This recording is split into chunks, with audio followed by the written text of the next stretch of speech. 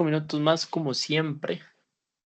Estos minutos son para esperar a ver si alguien más se nos une.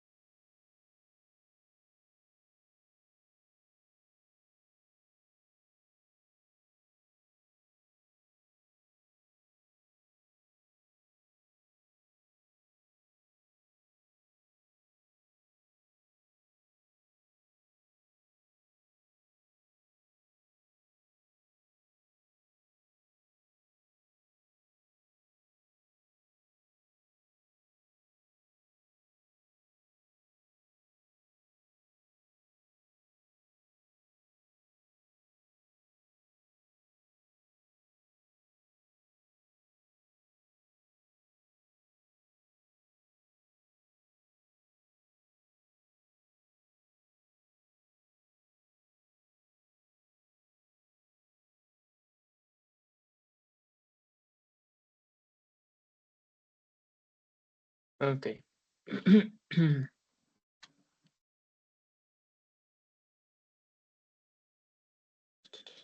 Bueno, podríamos ir empezando. Muchas gracias a todos los que se unieron la tarde de hoy. Estaríamos entonces en la segunda sesión de conceptos básicos de redes de Cisco Netacad. En esta sesión vamos a ver lo que viene a ser el dispositivo, el módulo 3 y el módulo 4, que va a ser hablar un poco de redes inalámbricas y móviles. Ya habíamos hablado un poco de los componentes y los tipos de conexiones que hay, pero hoy vamos a hablar sobre redes inalámbricas, redes móviles y también cómo crear una red doméstica. Va a haber un examen. Okay. Les recuerdo que es importante que tengan en cuenta que este curso es a ritmo propio, entonces sí se recomienda que pues cada persona pues vaya viendo los videos y los módulos. El día de hoy creo que sí voy a poder compartirles los videos, los cuales pueden ser bastante ilustrativos. Ya hoy sí arreglé el problema que tenía la vez pasada con el sonido. Entonces, bueno, no vamos a tener de hecho ningún problema. Y vamos a empezar. Vamos a empezar directamente con el módulo 3, que vendría a ser la introducción de em, las redes inalámbricas. Bueno, hoy en día quizá esto se puede resumir a que las redes inalámbricas están en todos los lados. Al igual que el Internet y al igual como todo lo que hemos hablado. Pero también lo vuelve más sencillo. Entonces, los dispositivos móviles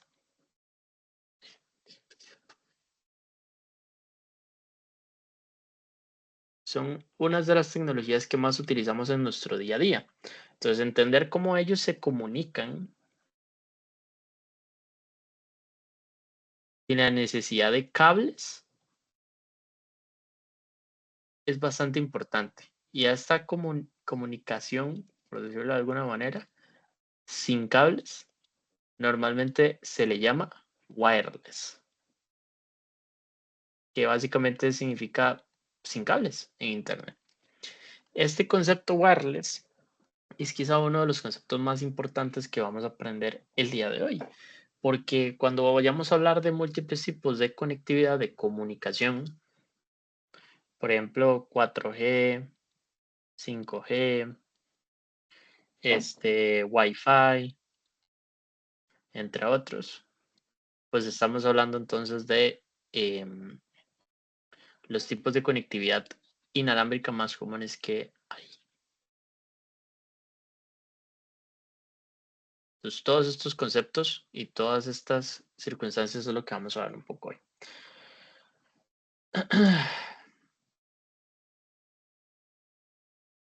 Vamos a poder configurar dispositivos móviles para conectividad inalámbrica, eso es lo que vamos a aprender y vamos a entender cuáles son las redes que utilizan los teléfonos celulares y los dispositivos móviles para comunicarse. Entonces déjeme nada más verificar porque creo que no estaba compartiendo sonido de la pantalla. Ahora sí, debería escucharse. Aquí ponemos. Our cell phones communicate on many different networks. When we're communicating over the voice channel, and we're talking, like, say, to someone on another cell phone, our communications are going through the cellular provider network. When we use a Bluetooth device, like a speaker or a headset or even a smartwatch, that device is communicating through a completely different network. It is a much shorter range wireless network than the cellular network, and it works on with different rules and different protocols. Wi-Fi is something you are probably the most familiar because Wi-Fi is supported on many different types of devices, including smartphones. When we are working on a Wi-Fi network, we are usually using that network to communicate over the global internet. And lastly, we have near-field communications. Near-field communications allow us to send information over an extremely short distance. This is how you might use your cell phone to pay for something, you know, in a grocery store or a fast food restaurant. Basically, all of these communications protocols, rules, and frequencies are contained within the same device. As far as I'm concerned, it's pretty amazing. Now, there is one other thing that your cell phone does, and that is it is capable of receiving GPS signals.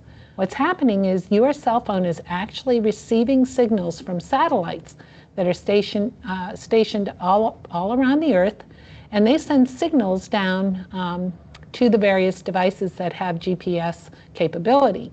And when they do, your cell phone is able to figure out where it is, usually within a few meters. All of these things may actually be happening simultaneously. Yeah. Bueno, bastante interesante, ¿verdad? Todas las características o los tipos de redes inalámbricas que existen. Ahí se mencionaron varias. Se mencionaron, por ejemplo, Wi-Fi, que es una de las más comunes. Se mencionó Bluetooth.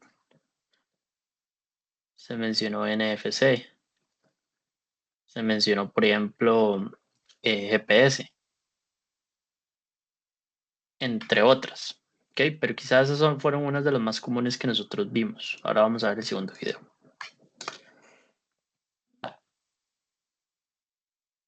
So let's think for a minute about some of the things we do on our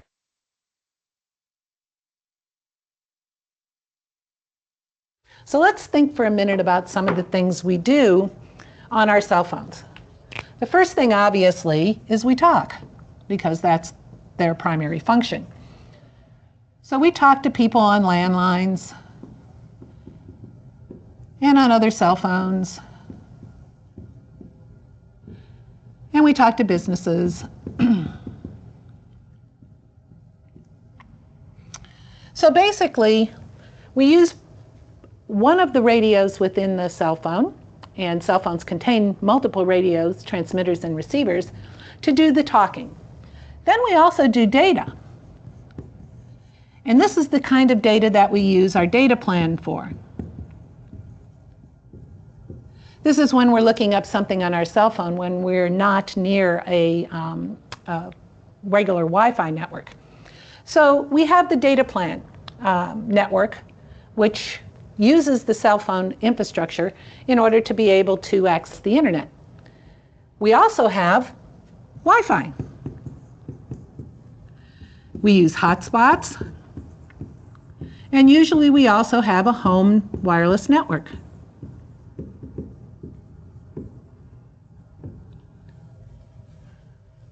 Most of us also use our cell phones as a way to get places. We use location services.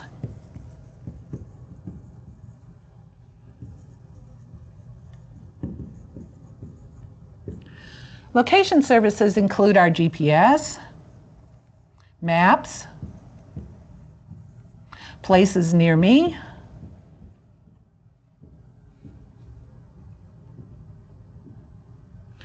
and now many of us are also using our cell phones to pay for things. So we have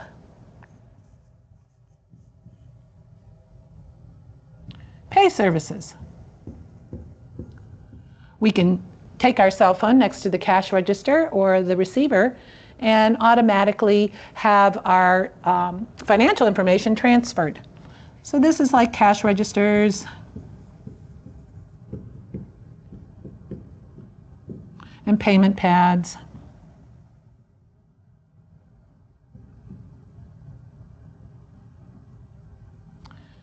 So we're going to talk a little bit now about the different kinds of networks that are used to access all of these various services.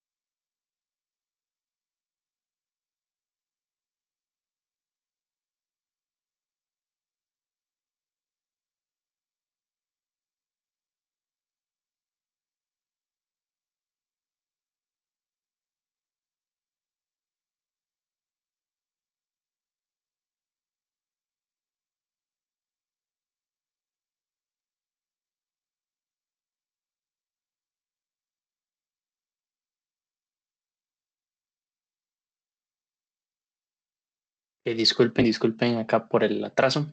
Ya volví. Entonces, bueno, en Android, y creo que ya muchos pueden conocer en sus propios y respectivos teléfonos un poco esto. Tenemos el interruptor de Wi-Fi. Y así se vería, por ejemplo, en iOS. Nosotros podemos básicamente habilitarlo o deshabilitarlo. Si lo deshabilitamos, estaremos como cerrando o apagando lo que viene a ser la transmisión de datos. Entonces ya nosotros no podríamos ver a otras redes y las redes tampoco nos podrían ver a nosotros. Básicamente, lo primero que yo debo hacer para poder conectarme a una red Wi-Fi es activarlo, ya sea en Android o en iOS. Y entonces, cuando yo lo activo, ya ahora sí voy a poder ver a todas las redes Wi-Fi disponibles y se mostrarán una lista. Pero incluso esas redes también me podrán ver a mí. Eso es una cosa importante que tienen que tener en cuenta. Entonces,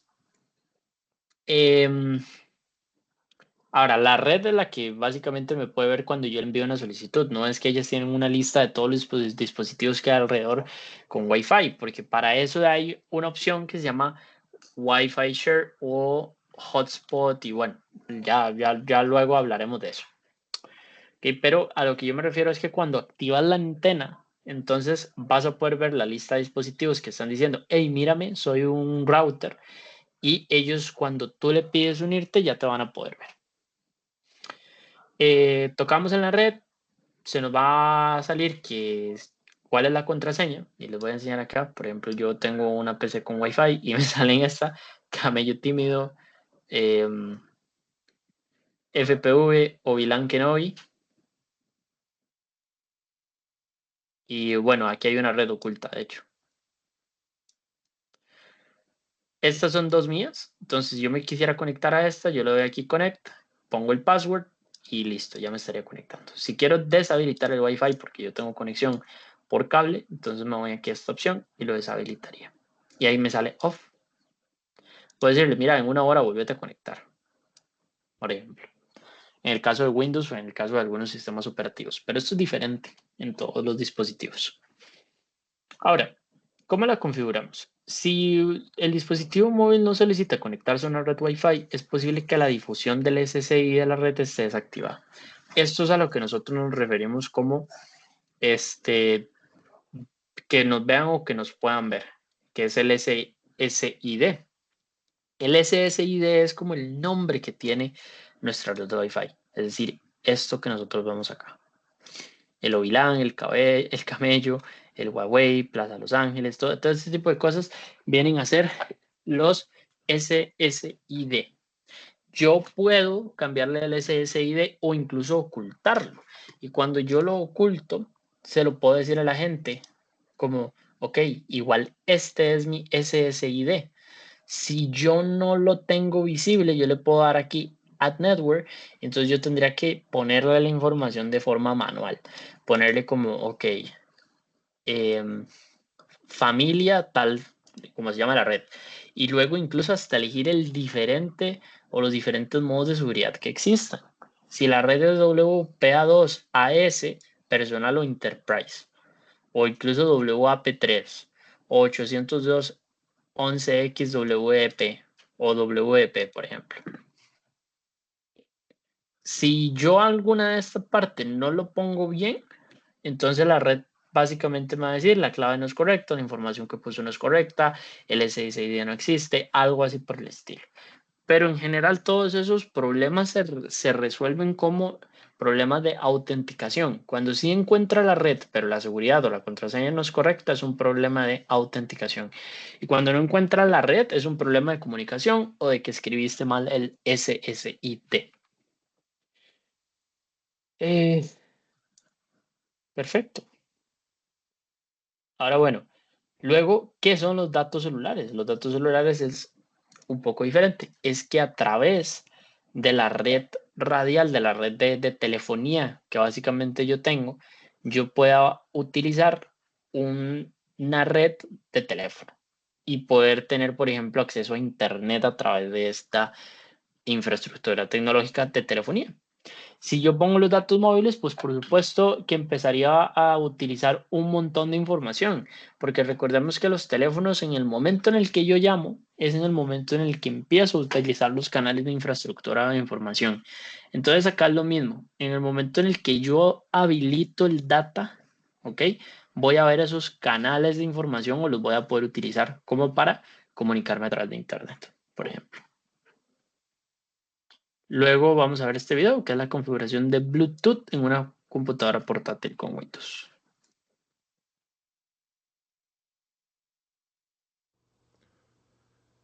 Hello everyone. We want to get some Bluetooth connectivity going here with our computer. Now to do this, there's a couple ways to go about it. There's really like 3 common ways we can go. Now it depends on your Windows operating system, but here in Windows 10, the first thing I can do is click on my Action Center in the bottom right corner, and I can make sure that my Bluetooth is even on, which is Bluetooth and not connected. I can click on that to turn off Bluetooth, or I can click on it to turn it on. I can even right click on it and click on Go to Settings, and that's going to take me to my Bluetooth settings immediately, which is great. But let's go 2 other methods. What I can do in Windows is I can click on the Start button, and I can go to the Control panel, and in the Control panel, I can go to Add a Device, which is inside of Hardware and Sound. And I can add a device including Bluetooth that way. Another way I can do it is I can go to Start, and I can type in Settings, and I can click on Settings. Inside of Settings, I can go to Devices, and in Devices, we'll be here at the Bluetooth settings. Whichever way you prefer, there's multiple ways to get to the same destination. At this point, what I want to do is add a Bluetooth device.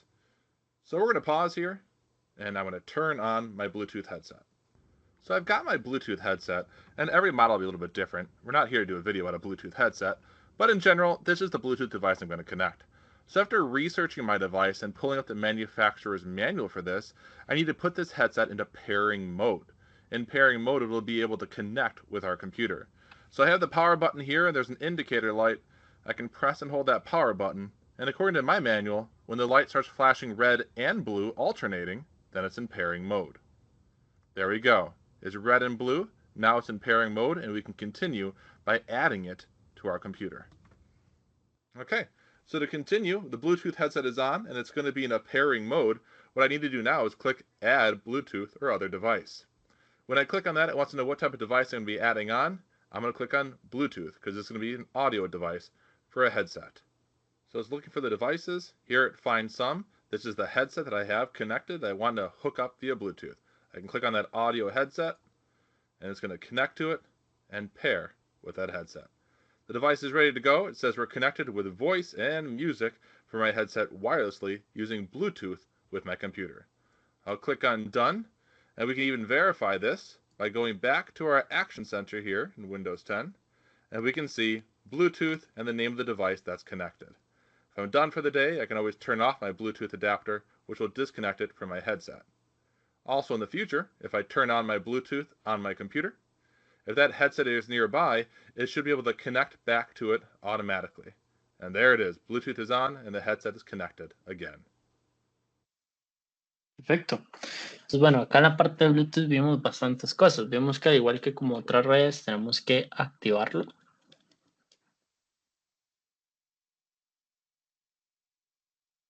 Tenemos que activarlo. Tenemos que poner el dispositivo en pairing, que es emparejamiento. Y una vez conectado, da igual si hacemos on or off, él automáticamente se va a reconectar. Automatic reconnect.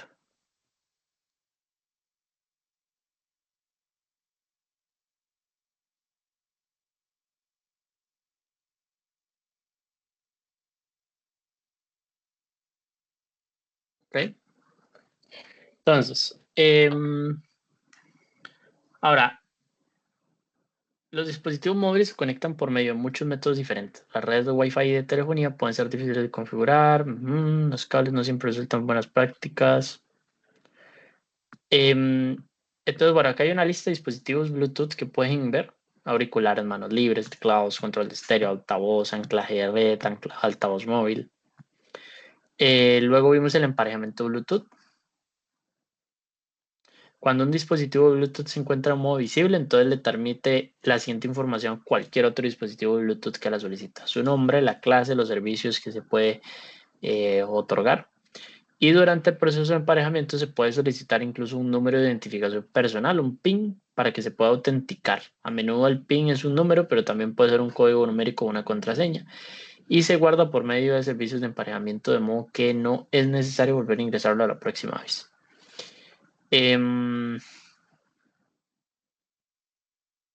Aquí nos salen los pasos, más o menos, que deberíamos nosotros seguir para emparejarlo. Y luego por acá, pues nos incitan a explorar las configuraciones que nosotros tenemos en nuestros teléfonos. Hay un pequeño resumen y una pequeña reflexión y unas preguntas, que es lo que vamos a hacer. ¿Qué término se utiliza para describir la conexión de un dispositivo móvil a otro dispositivo móvil o computadora para compartir una conexión de red? Vamos a ver si es cierta. ¿Qué tecnología inalámbrica utiliza un proceso de emparejamiento de dispositivos para comunicarse y funcionar en distancias cortas de 100 metros? 100 metros, pucha, ¿eh? Es que no sé si el Wi-Fi tenga tanto, ¿eh? Bueno, Wi-Fi. Bluetooth.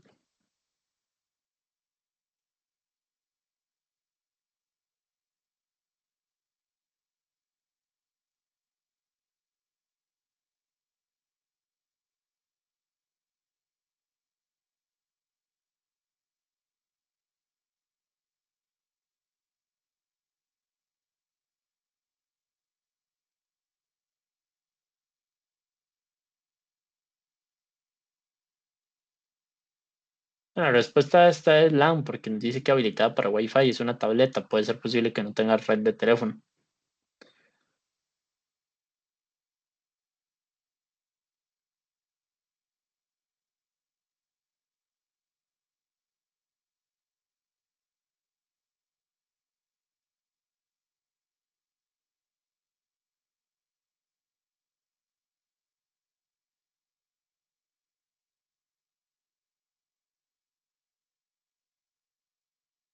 Metros que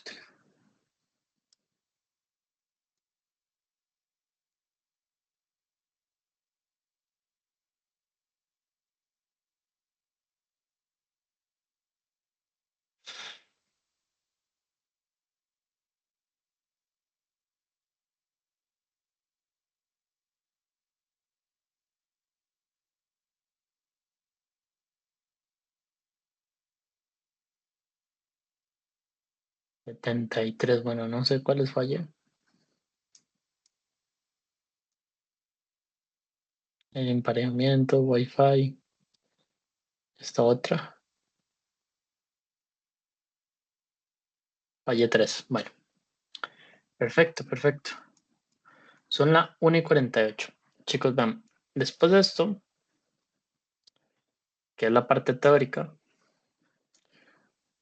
ahora nos toca empezar con el módulo 4. Y luego el módulo 4 vamos a ver un pequeño laboratorio acá en Cisco Packet Tracer que yo voy a hacer, y luego ustedes van a tener ¿cómo es que se llama? Pequeño módulo de Packet Tracer específico. ¿Ok? Estos módulos yo no los voy a hacer, estos módulos les quedan a ustedes acá, yo voy a hacer uno por aparte, pero es bastante similar. Entonces vamos a ir viendo el módulo 4, luego vamos a ir a break, unos 15 minutos, y luego el break venimos a lo de Cisco. Si respecto a las prácticas que están haciendo o el examen tienen dudas, la última hora la vamos a dejar para preguntas y vamos a dejar la clase de 1 hora teórica, 1 hora práctica con Cisco. Y y una última hora para que voy a estar disponible para saldar cualquier duda que tenga. Entonces, bueno, aquí nos sale qué es lo que vamos a aprender. Vamos a aprender a describir los protocolos de comunicación, los estándares y los modelos OSI y TCP/IP. Todos los protocolos de comunicación, que es el método. El método es más o menos cómo se comunican. Es decir, el idioma y las estrategias para yo comunicarme con una persona es lo que nosotros nos referimos al método. De nada me sirve que dos personas sepan hablar si no saben el mismo idioma. Entonces, las comunicaciones también. De nada me sirve que mi Wi-Fi sea, perdón, que yo tenga conexión Wi-Fi y mi teléfono tenga Bluetooth, porque son lenguajes diferentes, son métodos diferentes de comunicación.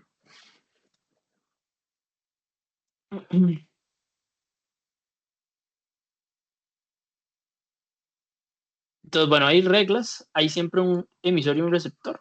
Hay un método, ya sea en persona, en teléfono, en carta, fotografía, un idioma o una gramática común, una velocidad y un movimiento de entrega, es decir, qué tan rápido como hablamos en el momento, y los requisitos de confirmación. Al fin y al cabo, si alguien le comunicamos un mensaje a alguien y nada nos responde, entonces nosotros no sabemos si entendió o no entendió el mensaje, si lo recibió o no lo recibió correctamente. Ahora, un protocolo más o menos es una serie de instrucciones, es una serie de reglas que nosotros vamos a seguir para comunicarnos. Así como el español te indica, por ejemplo, si hay que poner puntos, comas, mayúsculas, minúsculas, tildes, guiones, los protocolos de comunicación de Internet también tienen una serie de reglas. El asunto está en que si esas reglas no se cumplen, nosotros básicamente no vamos a poder continuar con la comunicación. Y las características de los protocolos es que el mensaje tiene que tener un formato, también el tamaño importa, ¿ok? La sincronización, la codificación, el encapsulamiento y el patrón. Si hablamos del formato, se tiene que, para poder mandar un mensaje que vaya con una estructura en específica. Estamos parecidos con el mismo ejemplo del idioma, ¿no? O sea, que tenga verbo, adverbio, pronombre, adjetivos, ese tipo de circunstancias, ¿no? La perífrasis verbal de un mensaje. En la comunicación, nosotros nos referimos al formato. Tiene que tener una estructura específica. Ahora, el tamaño del mensaje también va a tener que ver con los protocolos. Puede ser que el mensaje sea más pequeño o más grande, pero esto también puede verse limitado a la infraestructura. Si mi Bluetooth no me permite enviar mensajes tan grandes, entonces a lo mejor por Wi-Fi sí, o a lo mejor por un cable sí, o a lo mejor por otro lugar sí. Luego tenemos la sincronización, ¿verdad? La sincronización es más o menos tener en cuenta que tenemos dos, bueno, va a determinar la velocidad en la que se transmiten los bits a través de la red. Y puede afectar cuando un host individual puede enviar datos y la cantidad de datos que puede enviar en una transmisión dada. Luego tenemos la codificación, ¿verdad? Cada bit se codifica en un patrón de sonidos, ondas de luz, impulsos electrónicos, porque todo esto cuando nosotros dijimos de internet, cuando estábamos hablando de cables, etcétera, estábamos hablando de que habían cables de cobre, cables de fibra óptica, patrones, ondas electromagnéticas, ese tipo de circunstancias. Entonces, yo una vez que tengo un mensaje lo codifico para poder enviar bits, para poder enviar entonces electricidad a través de un medio. Y luego cuando ese medio llega al otro punto lo decodifico para entonces extraer el mensaje real que yo quería transmitir. Ese encapsulamiento, esa codificación, tiene lo mismo en la estructura. O sea, todos los mensajes y toda la información va a ir como por paquetes. Y eso es a lo que nos referimos con encapsulamiento. Entonces, ese proceso de agarrar información de, ok, esta es como mi fachada, eso se trata el mensaje, ese es el encabezado. Entonces, el encabezado lo que hace es asegurarme de que, al igual que una estampilla, como cuando nosotros enviamos una carta, la encapsulamos, bueno, cuando enviamos, sí, una carta, agarramos el papel y lo encapsulamos dentro de un sobre. Entonces, ese sobre luego tiene unas estampillas que van a tratar de hacer que lo reciba la persona que lo tiene que recibir. Entonces, el encapsulamiento es bastante similar a esto. Y luego tenemos el patrón de mensaje, que dice que es un aspecto común de muchos protocolos de red.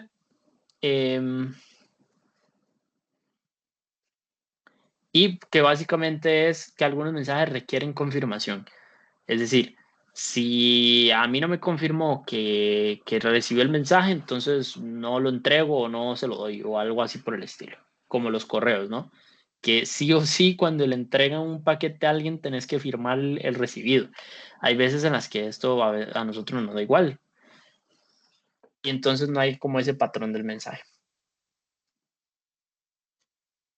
Aquí hay 3 preguntas que nos dice. Bianca, un viajero polaco de Hanoi, Vietnam, se detiene y le pregunta a Nguyen cómo llegar a Lengok Son Temple. Se comunican verbalmente y determinan que ambos hablan inglés. Después de recibir instrucciones en inglés para el templo, Bianca se la repite a Nguyen. Nguyen dice, si eso es correcto, selecciona el orden de los protocolos de comunicación utilizados. Entonces, primero le hacen una pregunta, ¿verdad? ¿Qué es el método? Están hablando. ¿Okay? Se comunican verbalmente y determinan que ambos hablan inglés. Y luego de recibir las instrucciones hay una confirmación, básicamente. Luego la número 2. Rory está estudiando los campos dentro de una trama de Ethernet para prueba próxima y advierte que la dirección de control de acceso, la MAC, de destino aparece primero antes de la dirección MAC de origen. ¿Cuáles de las siguientes características del protocolo investiga Rory? El encapsulamiento. Recordemos que yo necesito saber antes hacia dónde va o a quién va que de dónde viene o así. Bueno, al menos el encapsulamiento funciona de esa manera. No es exactamente igual que las cartas. A medida que Rory continúa estudiando Ethernet, descubre que la trama suele tener 64 a 1518 bytes de información que se convierte en una serie de bits antes de enviarse a la red. ¿Qué 2 características de protocolo aprendió Rory? Tenemos entonces la codificación y también tenemos el tamaño del mensaje. Una cosa es, como les menciono, eso de que son bytes, ¿verdad? De que la información pasa a ser bytes, y lo otro es el tamaño. O sea, puede ir desde 64 hasta 1500, no sé cuánto, decía, 1518 bytes. Perfecto. Ahora pasamos a los estándares de comunicación y tenemos por aquí un videito. 3 minutos. This is how we see the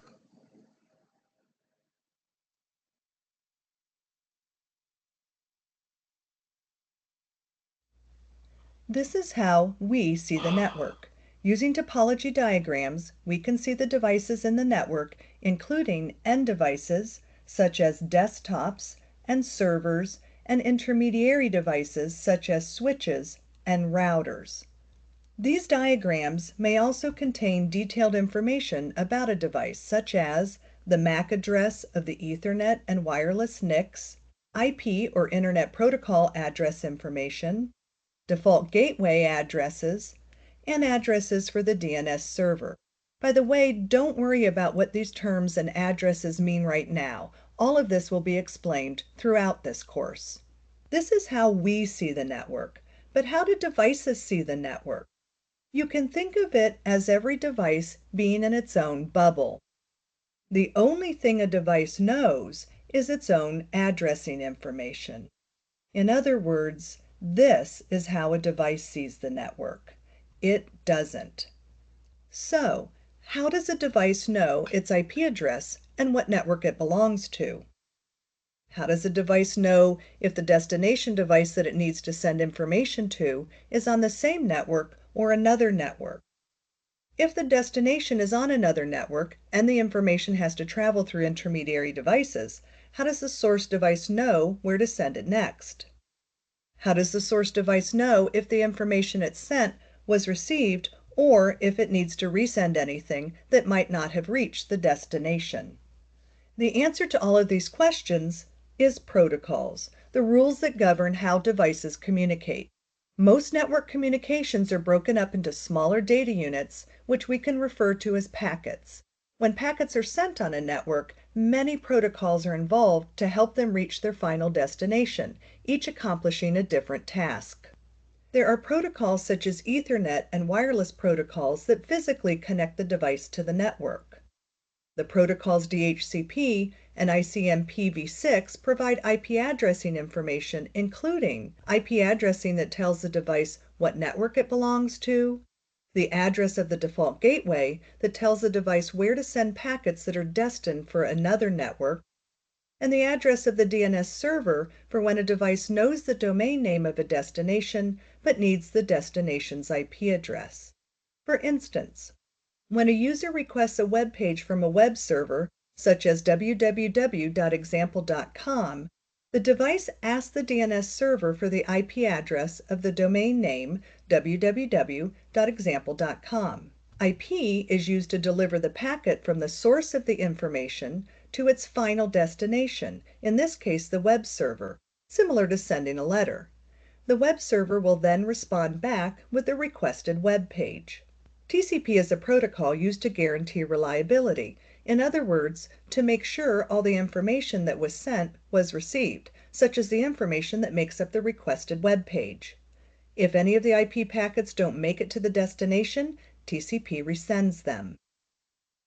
So although we see the network like this, remember, it's a combination of many different protocols that allow devices to really see their place in the network and how to communicate with other devices.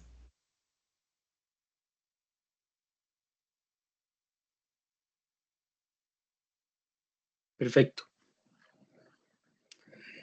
Ahora, todos estos estándares que vimos como ICMP y DHCP, DNS, bueno, estos realmente son siglas de incluso ciertas tecnologías o componentes específicos que hay dentro de las redes, pero sí hay algunos protocolos, como les decía, el protocolo IP-TCP. Pero básicamente son los que se encargan de hacer esta comunicación, de dar estas reglas, de dar todos estos métodos, mensajes, codificación, encapsulamiento, todo esto es lo que se encargan de estos protocolos. Hay ciertas organizaciones que son las que se encargan de regular estos estándares, de regular estas reglas, estos protocolos, y muchas de ellas son estas que ven por aquí, la I, luego EEE, la IANA, la IETF, la ITU, la TIA, ICANN. Pero sí son organizaciones, sí son compañías, son lugares que pues básicamente lo que tratan de hacer es de mantener estos estándares actualizados y siempre mejorados. Entonces, bueno, las reglas que rigen la comunicación de red, incluidos el formato, tamaño, la temporización y el encapsulamiento, se denominan protocolos. El IETF se registra y publica los estándares de Internet en documentos conocidos como los... Bueno, esto realmente no sé cuáles serán. RFC. La petición de comentarios. Bueno, aquí salía esto, ¿no? Fue que no lo leí. Entonces, seguimos con el siguiente. Modelos de comunicación de red. Tenemos otro videito por acá.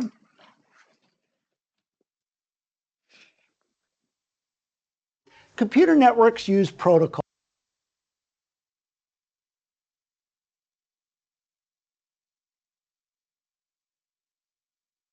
Computer networks use protocols. Protocols are the rules that govern communications. Very similar to the protocols used in human communications.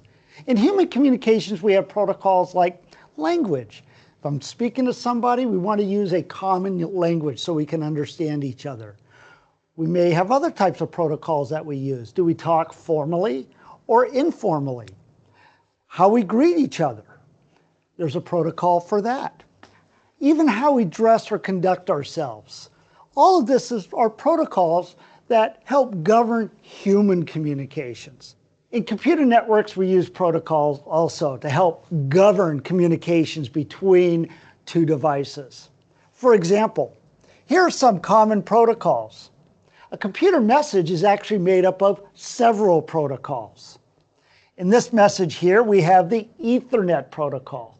The Ethernet protocol governs network interface card to network interface card in the same network. We have Internet protocol.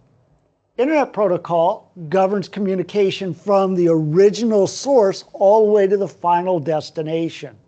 Make sure the message gets there and gets there all along the way. These devices called routers know where the packet is going. IP is for that. There's TCP, Transmission Control Protocol. This protocol makes sure that the information gets there reliably. And if it arrives out of order, if there's a sequence of packets all associated with the same message, it makes sure that they get reordered properly. And then there's HTTP, Hypertext Transfer Protocol. This protocol governs the exchange or transfer of HTML, Hypertext Markup Language. So when we are requesting a web page or downloading a web page, the message can contain all of these protocols. So in computer networks, we use many different protocols. Learning about network protocols will give us a better understanding of how networks operate, how to implement and configure networks, and also how to troubleshoot networks. Perfecto. Perfecto, perfecto. Tenemos otro video que es la pila de protocolos por acá.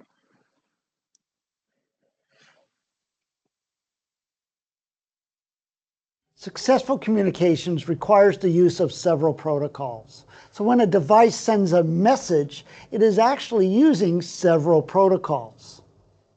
So here we have what is known as a protocol stack. In this example here, I am showing the TCP/IP model, which has different layers: the network access layer, internet layer, transport layer, and the application layer.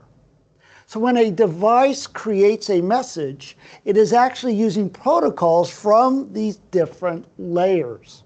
For example, this message over here, it is utilizing at the network access layer, the Ethernet protocol. The Ethernet protocol is used for NIC card, network interface card to network interface card communications in the same network. The next protocol that's used is an internet layer protocol, IP. This can be IP version 4 or IP version 6.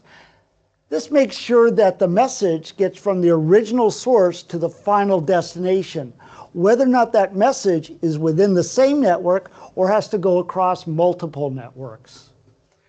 Another protocol that's used is a protocol from the transport layer. In this example, we're using TCP, Transmission Control Protocol. This makes sure that the information, the message, gets there reliably. Then the last protocol is from the application layer. In this case, HTTP. HTTP governs the exchange or transfer of HTML. So as you can see, sending a message requires the use of multiple protocols from the protocol stack. Ok, perfecto.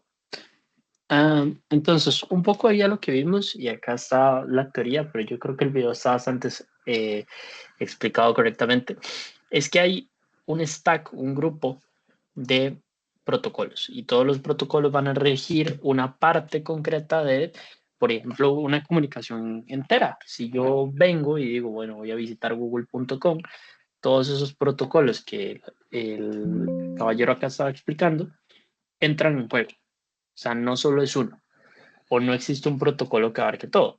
Ahora, lo que sí existe es el modelo, ¿no? El modelo es el TCP/IP porque estamos utilizando los protocolos de TCP y de IP para poder mandar, por ejemplo, a Mark Language, y obviamente lo hacemos a través de nuestras NICs. Entonces, si lo desgranamos, nosotros vamos a tener nuestra computadora y esa computadora va a tener una tarjeta de red, ¿ok? Una NIC. Esta NIC, si envía información de una computadora a otra, ahí es donde entra lo que es el Network Access.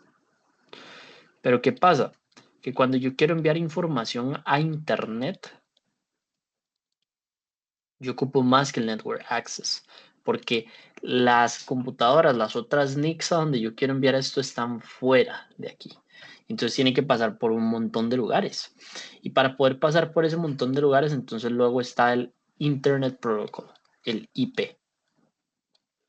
Y aquí es donde entra la parte de, bueno, el Internet Protocol es bastante complejo, luego vamos a ver cosas como el DHCP, vamos a ver cosas como el DNS, okay, que se encargan de varias cositas dentro del Internet Protocol, pero se van a encargar de que mi source y mi destination, o sea, mi origen y mi destino, origen,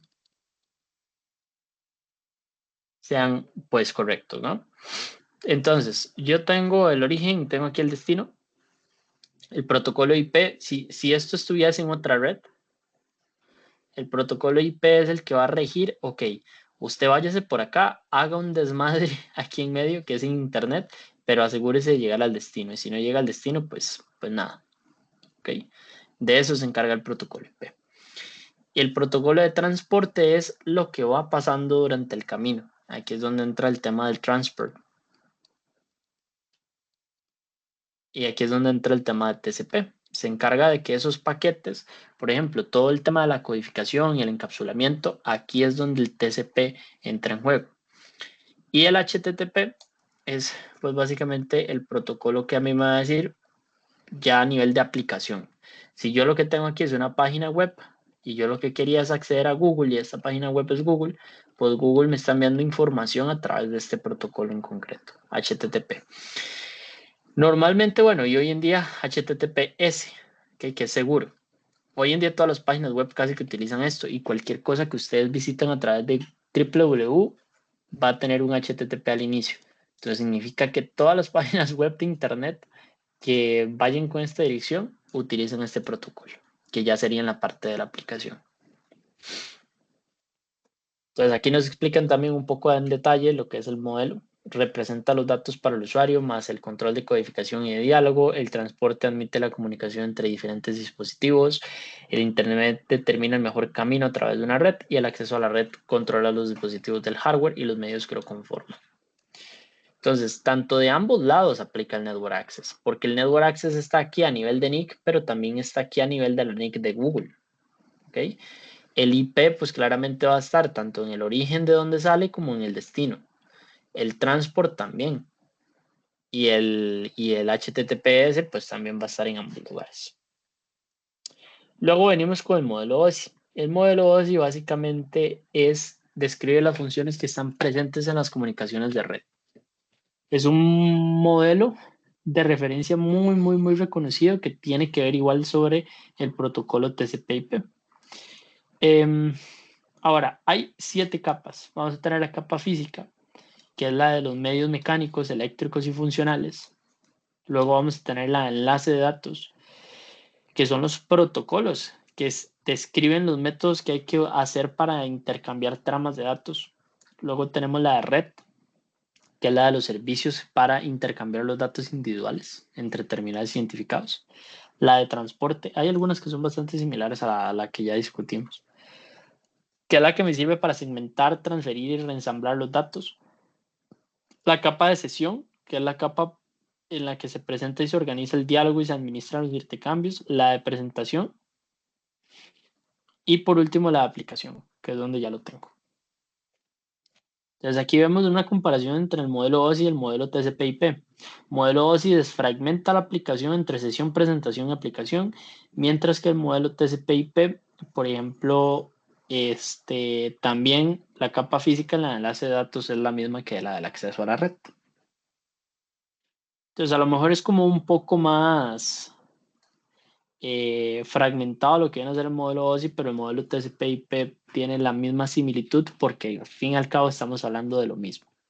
Mismos protocolos, misma infraestructura. Entonces, ¿cuál protocolo es el responsable de la entrega fiable? El TCP. El que utilizan los enrutadores. IP. ¿Cuál dos capas del modelo OSI se asignan directamente como la única capa de acceso a la red? La de física.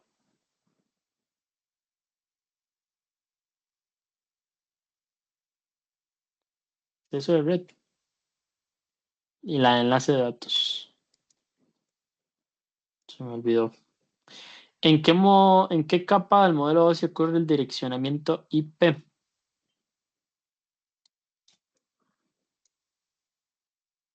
Ah, en la red, perdón. Eso yo nunca me lo acuerdo muy bien. Y bueno, aquí tenemos unos cuantos resúmenes de los principios. ¿Cuál es el objetivo de la capa física de OSI? Controlar, realizar, intercambiar tramas entre nodos físicos.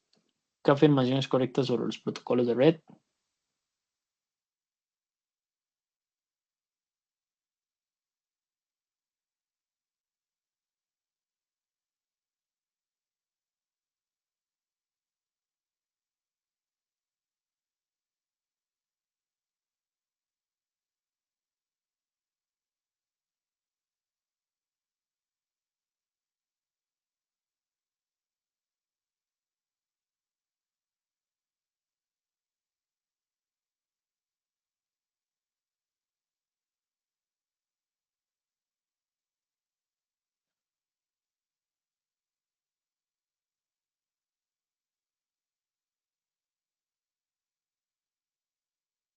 Uf, esta no me acuerdo, la de las capas las voy a fallar.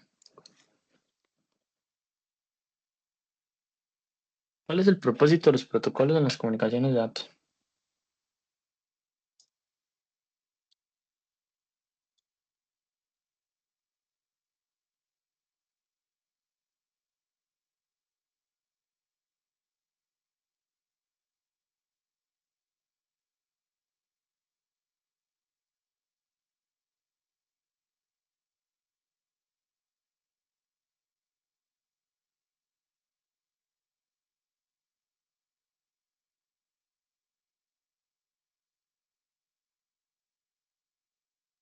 Hmm,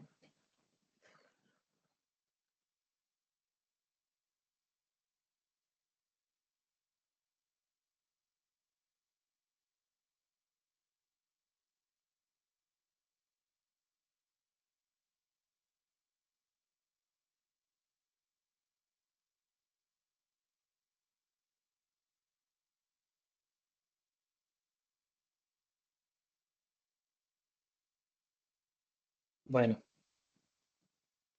primera está mal. ¿Dónde está? Esa está mala. Perfecto. Listo, chicos. Entonces, acabamos de terminar lo que es el módulo 4 y 5.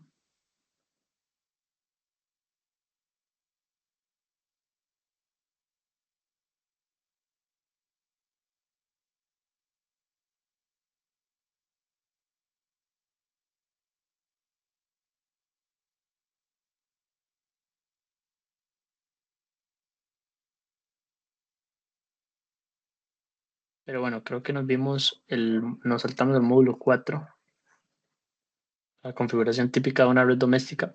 Entonces vamos a ver estos videos y ya luego vamos a pasar a la práctica. ¿Ok? Ya casi vamos a receso y vamos a pasar ahí a lo de Cisco. In this video, we're going to discuss some of the equipment that exists in a typical home network.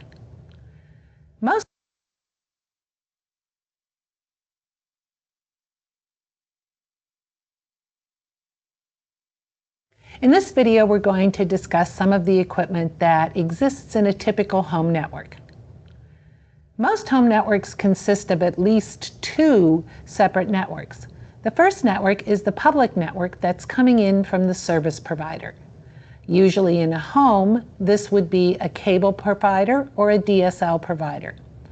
The DSL provider or cable provider network does not use the same protocols and transmission methods as does an Ethernet network. So the one thing that you're going to see in almost every home network is some type of modem.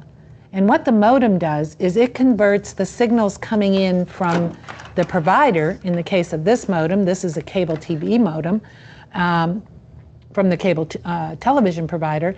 It has an input for the coaxial cable coming in for the cable, and it also has an output port that goes to the local home network. Now, some home networking devices come with the modem built in. As you can see, this one in particular has the connector for the cable company to connect to, and then the outputs are the typical LAN outputs that you would see on a normal home networking device.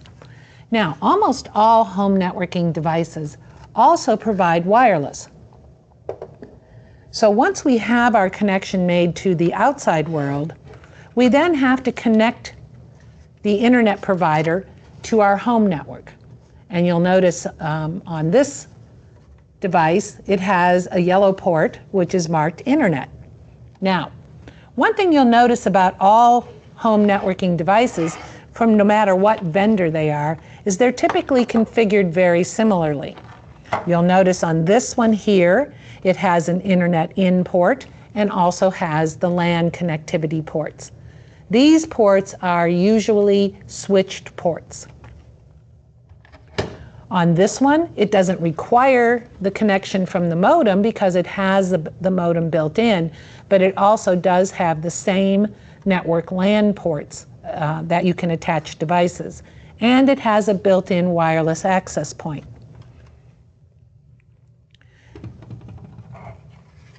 Wired ports on a home networking device, and usually these are typically called wireless routers. And the reason that they are called routers is that the ports are separated into two separate networks. The first network is the local network. Then that local network can be either wired, in other words, I can plug in an Ethernet cable and connect it into a device. I can put my standard Ethernet port, and all of those devices will be on the same network. Usually on a home network, wireless devices connect into the same local network as the wired ports.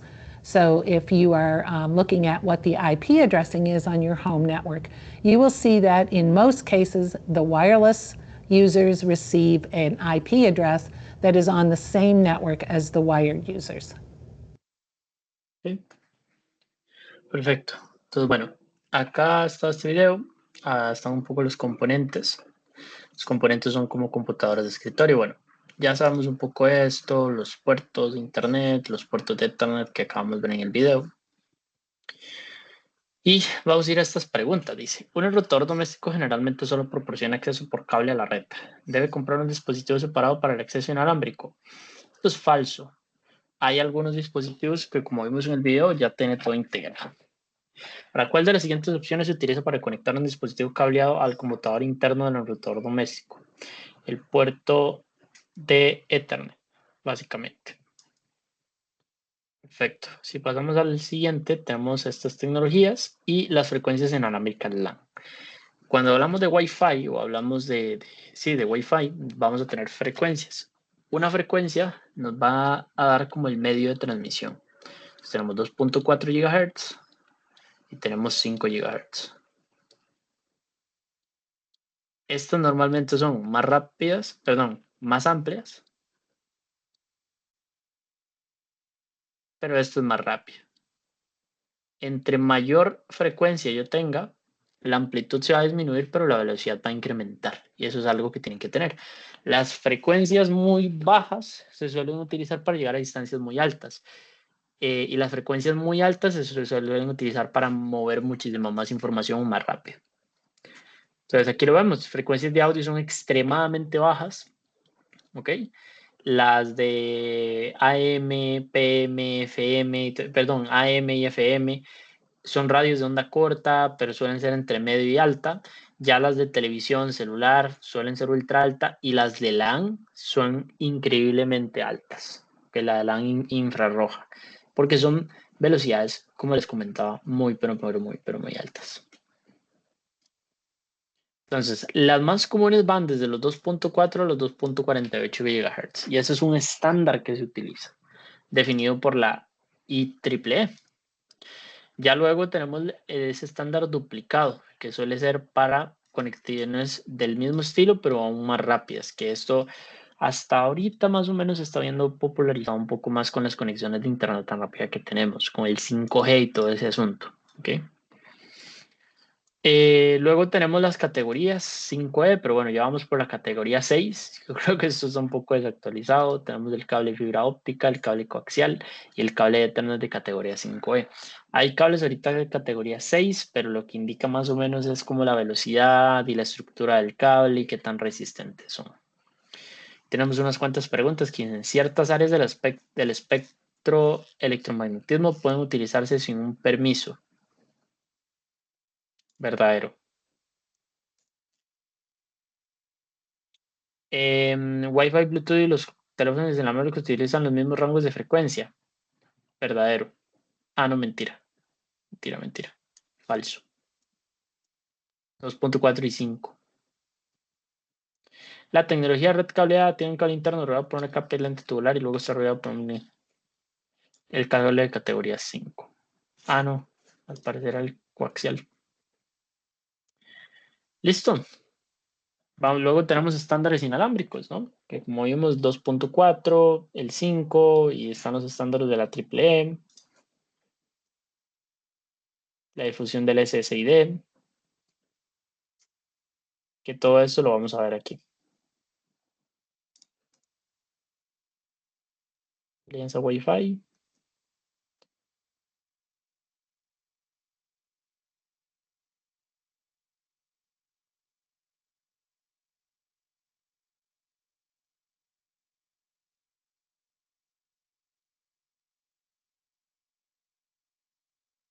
Bueno, aquí están más o menos los pasos de cómo configurar un enrutador, que ya lo vamos a ver en this package en el laboratorio. tracer activity, you play the role of a student who is studying networking. A friend has asked you to help her connect her home to the Internet Service Provider, or ISP. The ISP is a cable company offering both TV and Internet access. To help her, you will connect the devices, configure the wireless router, and configure IP addressing and test connectivity. For connecting the devices, you will use coaxial and copper straight-through cables. They are both down here in the Connections menu. Let's connect the cable splitter to the TV and the cable modem. First, connect the cable modem to the cable splitter. Select a coaxial cable, click the cable splitter, choose the coaxial 1 port, then click the cable modem and select port 0. Next, connect the TV to the cable splitter. Select another coaxial cable and connect it to the TV, and then to coaxial 2 port on the cable splitter. You should now be able to turn on the TV and see a picture. Now let's connect the cable modem to the home wireless router and the office PC to the home wireless router. Select a copper straight-through cable and connect it to the remaining port on the cable modem. Connect the other end to the Internet port on the home wireless router. Select another copper straight-through cable and connect it to the fast Ethernet 0 port on the Office PC. Connect the other end to the Gigabit Ethernet 1 port on the home wireless router. I'll leave you to connect the bedroom PC on your own. To configure the home wireless router for wireless connectivity, you will need to connect to it using the web browser on the Office PC. First, let's make sure the Office PC has IP addressing. Click the Office PC, then Desktop tab, then IP configuration. It's currently set to static. Click DHCP to have it automatically request IP addressing from a DHCP server, which is typically configured by default on the home wireless router at the factory. If the Office PC does not receive IP addressing right away, you can click Fast Forward to speed up time. Take note of the default gateway address, which is 192.168.0.1. This is the IP address for the home wireless router. Close the IP configuration window and open the web browser. Enter the default gateway address and then click Go. Newly installed home routers are configured with default credentials. For example, here is a list of all the default passwords for Netgear routers. For the Packet Tracer wireless router, admin is both the username and password.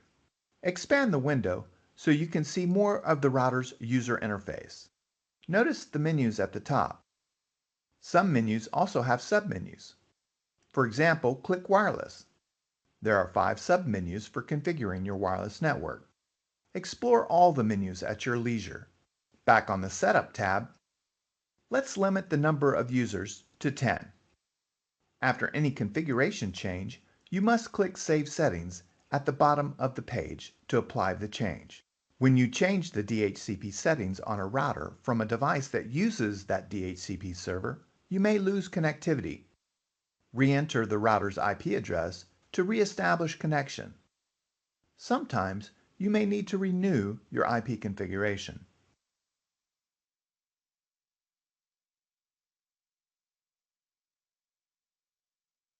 Let's change the default password for the router to mypassword1! You'll find these fields in the Administration menu. Click Save Settings. Re-enter admin as the username and the new password mypassword1! and then click Continue. Now let's configure the wireless network for wireless devices. To do this, you will activate a network radio for the 2.4 GHz network, change the name of the wireless network to My Home, and configure WPA2 personal security with the passphrase My Passphrase 1! You can find all these settings in submenus under Wireless. Enable the 2.4 GHz network and change the network name to My Home. Click Save Settings. Click the Wireless Security submenu. For the 2.4 GHz security mode, set it to WPA2 Personal and enter the passphrase My Passphrase 1! Click Save Settings. Let's now connect the laptop to the wireless network. Click the Laptop, Desktop tab, and then PC Wireless. Click the Connect menu, and then the Connect button. Enter My Passphrase 1! As the pre-shared key, and then click Connect. Click the Link Information menu to see the message you have successfully connected to the access point. Close the PC Wireless app and open IP configuration. The laptop should now have an IP address that begins with 192. If not, click Fast Forward to speed up time. The final step is to test connectivity on all the devices. I'll show you how to do that on the laptop and leave it to you to do it for the Office PC and Bedroom PC. Close the IP configuration window and open the web browser. Enter the address skillsforall.srv and click Go. In Packet Tracer, it can take some time to converge on a new address. Click Fast Forward to speed up time. You should receive a message from the server that says, Welcome to Skills for All. At this point, your completion percentage should be 100%. If not, check results to see which items are still not complete. If you'd like to add some more wired and wireless devices to the network, you'll find them in the In Devices menu. Add a tablet or smartphone. Connect it, configure it, and test connectivity to the Skills for All server. Have fun configuring a home network in Packet Tracer. Perfecto. Bueno, dado que hoy no tuvimos break y que hicimos el módulo 5 y ahora el 4, lo que vamos a hacer es dejar el módulo 4 por acá. Luego en la siguiente sesión lo terminamos, hacemos la práctica que vamos a hacer en Packet Tracer, ya luego que nos dieron esta pequeña introducción en este video, y continuaremos. Hoy lo vamos a dejar por acá. De igual forma, si van a hacer, por ejemplo, aquí en el módulo 4 hay algo. Bueno, hay un examen acá. Si quieren, podrían ustedes hacer la misma práctica o el módulo 4 terminar en esta media hora, pero por acá yo quedaré en caso de cualquier duda o cualquier consulta. Entonces, nada, de verdad muchísimas gracias por su participación el día de hoy y nos veremos entonces en la siguiente sesión. Que tengan muy buena tarde.